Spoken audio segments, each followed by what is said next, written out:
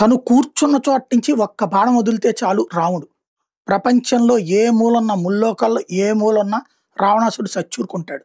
అట్లాగే సీతమ్మ అక్కడికొచ్చేస్తుంది తన శక్తితో. కానీ మానవ జన్మ ఎత్తినటువంటి సందర్భంలో మానవుడిగానే వ్యవహరించాలన్నటువంటి కాన్సెప్ట్‌తో మానవుడిలాగానే పోరాడుతూ, మానవుడిలాగానే తెలుసుకుంటూ వెళ్ళి యుద్ధం చేసి సాధించాడు శ్రీరాముడు. ఆయన మనకి ఎందుకు ఆదర్శం అంటే అదే కారణం. అట్లాగే మన దేశంలో బాబర్ ఏదైతే అయోధ్య రామాలయాన్ని కూల్చేస్తే అక్కడ మసీదు కడితే దాన్ని మళ్ళీ తిరిగి పొందడానికి 500 సంవత్సరాలు పట్టింది. ఇప్పుడు దానికి సంబంధించినటువంటిది ఏదైతే రామ జన్మభూమి తీర్థక్షేత్రం మెయిన్ రామ్‌లల్లా ఆలయం ఇప్పుడు దాదాపుగా పూర్తయినట్టు. ప్రధాన మందిరం, 6 ఉపమందిరాలు, మహాదేవ్, గణేష్, హనుమాన్, సూర్యదేవ్, మాతా భగవతి, మాతా అన్నపూర్ణ, శేషావతార్ మందిరంతో సహా ఆ మందిరాలన్నీ పూర్తయినాయి.